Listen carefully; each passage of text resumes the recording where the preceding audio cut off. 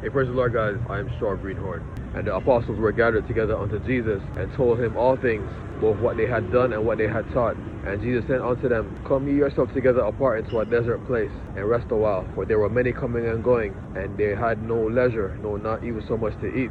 So they departed by ship privately into a desert place apart. And as they were departing, the multitude, many people knew them, and ran afoot thither out of all cities, and outwent them, and were gathered together unto him. So when Jesus went forth and saw the great multitude, he was moved with compassion on them, for they were as sheep having no shepherd, and he began to teach them many things. Alright, so a quick recap in the book of Mark. So we just saw where he went over by ship, and the storm arose, and he rebuked the wind and seas, and they were marveled, saying, What manner of man is this? And when he came, he met the guy with the, My name is Legion, for we are many. He cast that into the swine.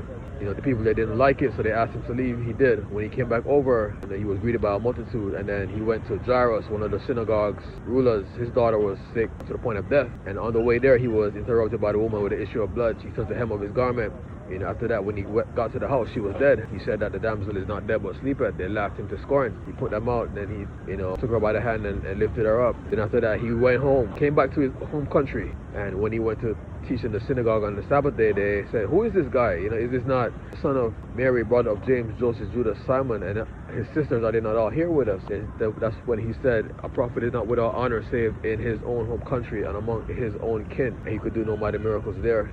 And then after that, we see him sending them out 2 by 2, giving them power over unclean spirits, telling them to preach the gospel, repentance, take, no bread nor scrip, no money in the purse, or 2 coats, but only be shod with a sandal and carry a staff. So after that, we see John the Baptist, his death. King, when he married his brother's wife, John the Baptist, he spoke out against it. So then, the king put him in jail, but, she would have killed him, but couldn't. But then on his birthday, her daughter danced before the king, and he made her an oath. What she would ask. The mother said, the head of John the Baptist. They gave it to him. So then here we see now the return of the apostles after being sent out. And if you'll notice, this is the first time they're called apostles. It's when they came back, they were called apostles. They were called disciples before that. Even though one would argue that it's the same name, but a distinction is made here. And nothing in the Bible is ever accidental. Because, now they have some experience under their belt. I did the video when he was sending them out, and I was saying that, now he's going to be able to teach them more. They're going to have more to grasp onto. Because, it's one thing to teach somebody theory,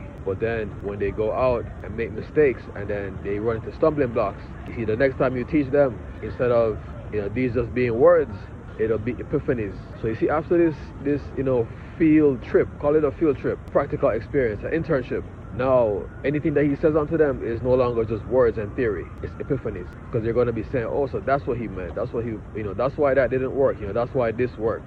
This is what we should have done instead. We were thinking the wrong thing here. We should have been thinking this. The world of possibilities that's going to open up to them from this one thing.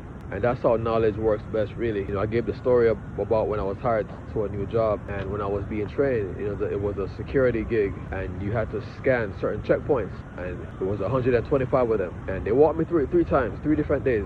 But you see, when, I was put on my own, and I had nobody supervising me, I was just there. Everybody was actually busy, so I had no one. And when I was, going through, trying to remember where everything was, it was pretty hard. I pretty much, ran out of time, but I did all of them except 3. So then, when they showed me these 3 were, I was like, oh, okay. And then after that, I was able to do everything. But, I say that to say this, learning is not just theory and classroom stuff. The best learning comes, after, you're put in the field, and then now you have to assimilate everything. I once heard a quote, and it's so true. They said that life is a hard teacher because it gives the test first and then the lesson afterwards. Because if you think about it, you're walking around, and if this is something you have not experienced, you're going to be put in a situation where your knowledge of what to do would have been so valuable. Let's hope it's not something that's life and death, but let's hope it's just, a situation that needs to be addressed, something that needs to be done or moved or accomplished.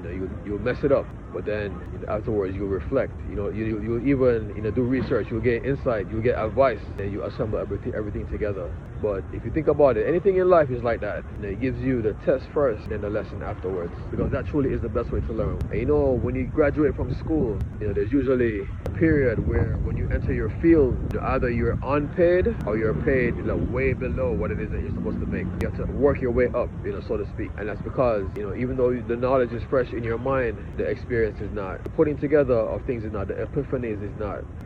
I'll say the story I told yesterday that a cruise ship wasn't working and it was something wrong with the engine, and they hired this, experienced, old little guy to fix it. And when he walked around and he looked at everything, he took out his hammer and he tapped a small part, on a certain part of the engine, and then everything just worked. Now he sent them a bill for $100,000, and they're saying, why should we pay you this much? Because all he did was tap that little part, and then he broke it down and said, well, the hammer was $10, and knowing where to tap cost me 50 years of experience. So that's I'm gonna charge you $99,990 plus the $10 makes $100,000. Him having gained all this experience, he could walk into the situation and know exactly what was wrong.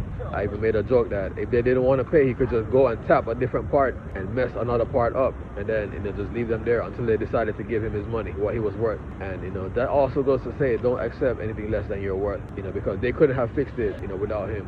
And who knows if the other guy wouldn't have been even more deceptive. Instead of trying to fix, well, not to call him deceptive, but the other guy, when he came, he might have been deceptive and say, hey, this engine, so and so and so, and lie to them and say you need a new overhaul and all the parts need to be replaced. And they would have gladly paid that $1 million or whatever, $2 million, $3, $4, $5 million fixed to replace the whole engine than paying the $100,000 to this little old guy. So here we see the return of the apostles are being sent out. He gave them power over unclean spirits. I even said in one video that they had to be given. So there's really a period of learning. You can't just go and take it upon yourself from scratch to do this thing. There's a badge of honor that you have to respect. There's a process, because you see when he called them, most of them were called him by the seaside. He called Levi the son of Alphaeus. He was sitting at the receipt of custom, but they walked with him. They watched him heal leprosy, the blind, the deaf, the dumb, woman with the issue of blood, the man with the legion. My name is Legion, we are many. He told that one lady, it is not meet to take the children's bread, cast it to the little dogs. Everything that they observed. And then, afterwards, it would always say that when they were alone, he expounded onto them, all parables and all things, the principles by what he taught. So now here they just got their first, field trip experience, without him, because, it's easy when they're out, if he was there, for them to look back and say, okay, so what do we do now? And essentially, he could end up running the whole thing himself, and that's not what he wanted. But he wanted them to go out and think for themselves. He wanted them to go out because he really was expecting them to have accomplished a certain level of experience and knowledge with him, so that they fill in the rest for themselves. So it says that when they came back, they told him all things. They told him who they cast out devils out of, what diseases they healed. It says what they had taught, what they had done. And then he kind of gives them here a little rest, because you guys been busy. So it just shows how important it is to rest. It is said that God rested on the seventh day. So he prioritized that, and he wanted to go into a desert place. But as we see, they actually outran him to get there, and he was in a ship. But if you know a ship, maybe it doesn't move that fast, but they got there before him and were waiting on him.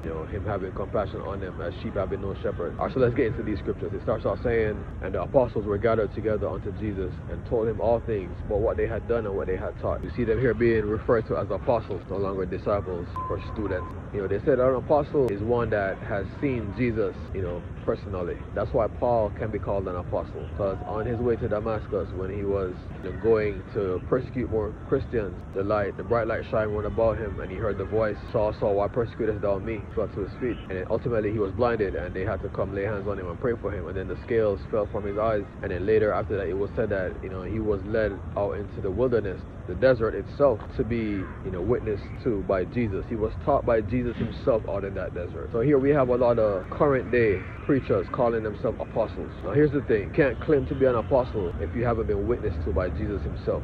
The apostles, they were all taught by him. Paul was taught by him. That's why Paul can call himself an apostle. When Jesus was alive here and walking the earth, it was easy for one to have encountered him. But then, you had to correctly, because remember that guy, who was saying, Lord, I will follow you whithersoever thou goest. He said, foxes have holes, birds of the air had nests, but the Son of Man had not where to lay his head. After him, there came another one that he had to get rid of, saying, Good master, what must I do to obtain eternal life? He said, Why callest thou me good? There is none good but God.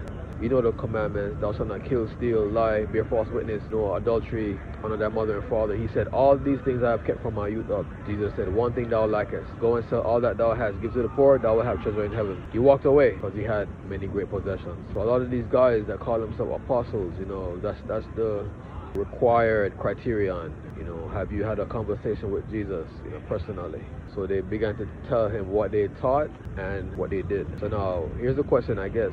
Did he, give feedback to things? On healing, maybe there's no feedback to give, because if you heal the person, then, whatever you did, then you did okay. But it's theory, telling the wrong thing and thinking that it's right. I've seen, people operate on wrong principles. There's a saying that correlation does not equal causation. Every time you go to cross the street, car happens to turn that corner. Then you might think that, well, it's me crossing the street that causes cars to come. But it's just two separate events that they just keep happening next to each other. And as human beings, we really do like to look for meaning behind things, and we like to associate things. Just how our mind works. So the thing is that many of the things that you might believe to be true might actually be false. But see, because there's no, especially when there's no feedback, you might believe that one thing causes a certain thing, and this thing, it goes undetected. It goes like under the radar, so to speak, for a long enough time, and you never ever get to understand that these things have nothing to do with each other.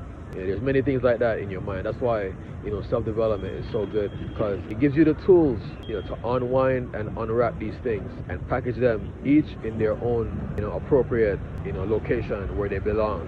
If you wanted to work on a car, you would need the right tools. You would need the socket heads and the wrenches. You would need the jack. You would need your instruments and all the tools that are necessary. Self-development is giving you each one of these individual tools.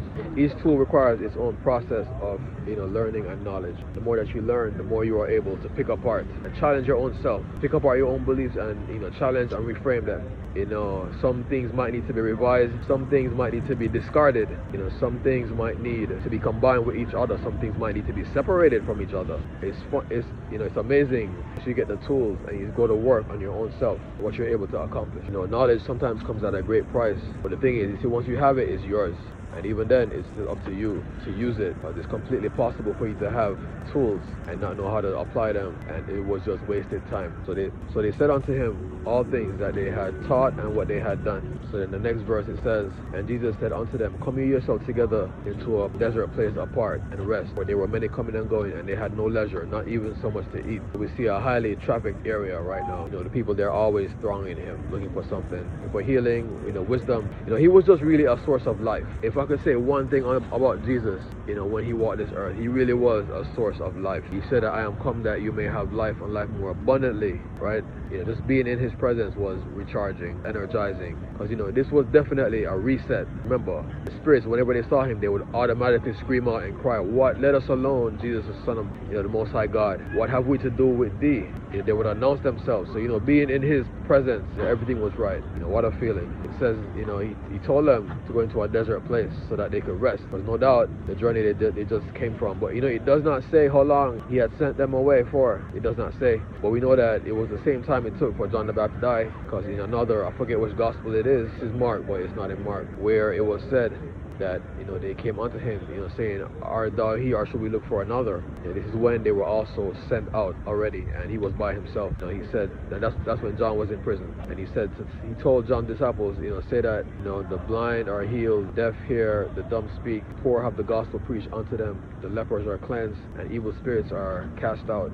Apart from that, after he sent them, we don't really see much him doing. What did he do in that time period when he sent them out? Because we only see really where he sent them out, and then we cut right to John the Baptist and his death, and then after that we see them returning. Was he still healing and preaching? Was he still casting out devils? Was he still, or did he take a time of rest? So when they return here, we see a multitude around him. So that's one clue, I guess, because here they are returning and there's a great multitude. It says that they had no leisure, not even to eat, and I'm sure they didn't come with these people there, because it was him. He was the name, and he was the one that they were after, following. So he's telling them to go and take some rest, where there were many coming and going, and they had no leisure. So imagine a very busy place.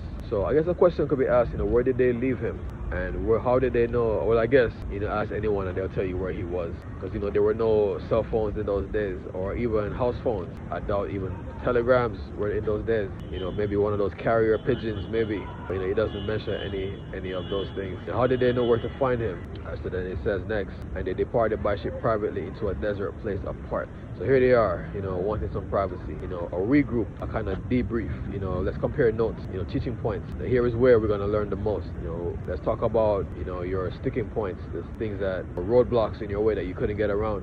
How did maybe somebody else experience the same thing and they could tell how they got around it. It's funny how when you bring a group of people together, that one person's strength would be a next person's weakness, while that person's weakness is the other guy's strength. And they're able to trade strengths and learning and wisdom and knowledge and understanding. I asked the question again, who went with Judas and what kind of experience were they having, knowing the mindset that he had, wanting to steal from the money bag, having a heart to betray the master. Jesus, he did give all of them, power over these unclean spirits. But what kind of experience did that person have with Judas? Here they are, decided to go to a desert place. They're hoping to be alone. The next verse it says, and as they were departing, many knew him and went forth out of many cities and outwent them and came unto him. They were departing, they recognized them, they recognized him, they recognized the guys who he's always with. The word was spread, you're not getting rid of us, we're coming with you. So here it is said that they actually by foot, following the ship and made it before where he was going. Made it there before him, because we didn't hear him tell anybody where he was going. He just said into a desert place. So maybe it was a common deserted place that he always resorted to. Maybe it was a new one, depending on where they were at. But it said that they outwent them. So ship, there were no motorized ships in those days. So speed at which it was traveled would be dependent upon the wind and the sails and the rowing, if there were any rowers. So then the next one it says, and then when he was come forth, he saw the great multitude and was moved with compassion on them, for they were as sheep having no shepherd, and he began to teach them many things. So they got there before him, and when he came out, they were there waiting on him. So I guess no private or quiet time for you guys. You're gonna have to do that some other time. And here it is, compassion. So when he saw them, he was moved. Alright, so this is something to note. When he saw them, compassion is what came to mind. Because he put himself in their places and imagined the things that they were faced with on a day-to-day basis. How did they make their money? Were they making enough? Were they able to take care of their families? How was their housing situation? Their health? The setbacks that they must have dealt with? The attacks from the devil and his demons, if anything was coming against them, any strongholds, maybe there was somebody in their lives causing them problems, coming against them, like, Haman, how he did Mordecai. And it was just really, you see how, baby birds are fed when the parents, they'll go out and get the worm or whatever and chew it up and then open their mouth and then they eat from their parents' mouth. Kind of like the feeling he was having right here. And he did say something, to that effect, where he said, Jerusalem, Jerusalem, thou that killest the prophets and stonest them that are sent unto thee. How often would I have gathered you together as a chicken, as a hen does her brood under her wings, and you would not. He even did that direct comparison. How many times would I have gathered, you guys under my wings as the mother hen does her chickens? Because in this moment when he's looking at them, that's the kind of heart that he's having, as a mama bird would chew food and open her mouth for the babies to eat. So when some ministers, nowadays look on people, especially these prosperity preachers, they look to exploit them. Sow this seed. I don't care what's going on in your house. Sow this seed.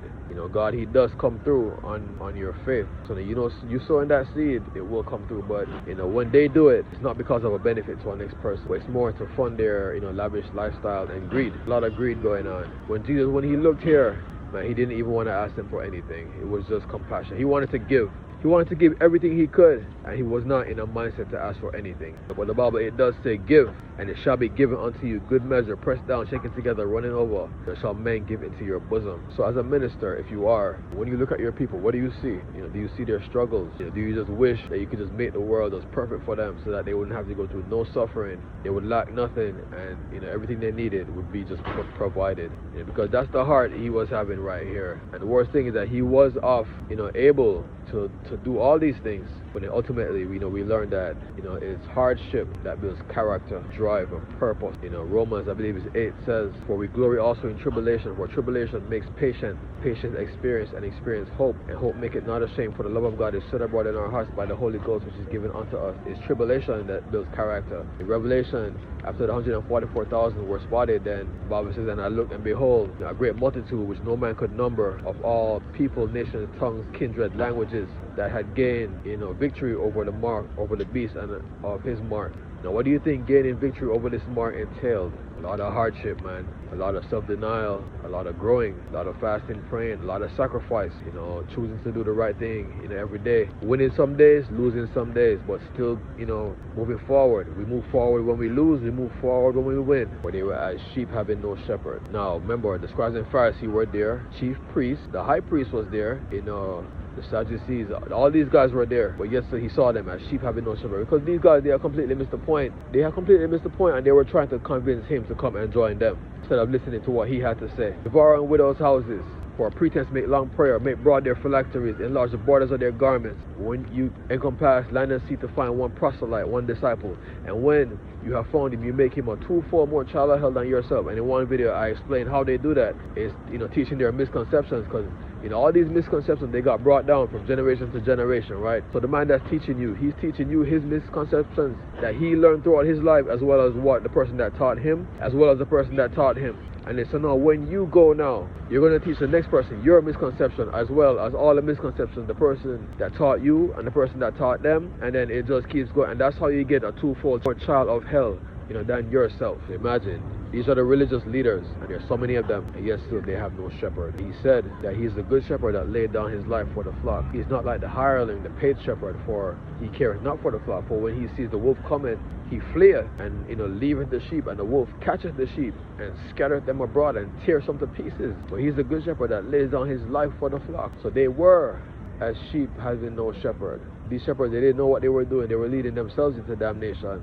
Anybody that would follow them. So you got to understand that when he came on the scene, why he was so different. Not only his doctrine was different, but his love was different. And when he spoke unto someone, he was speaking unto them for the healing of all things, physical, spiritual, financial, emotional. He was healing. He was speaking to heal all things. While these guys usually, they were looking for how do they get paid. How do they get paid, and how do they teach you, to observe the traditions, the washing of the hands and pots and vessels, the feast, sitting in the upper rooms at feasts, and the chief seats in the synagogues, being called rabbi of men.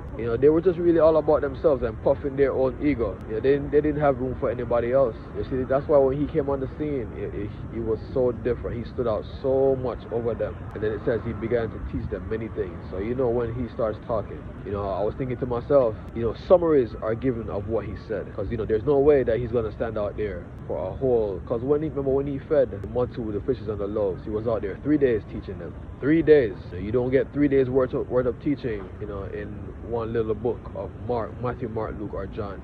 So much of what he said, must have been lost. It must have been. I can't say no other way. Most of what he said, it must have been lost. But maybe the most important points we're giving and summaries, principles. Really, what a thing it must have been to have heard him.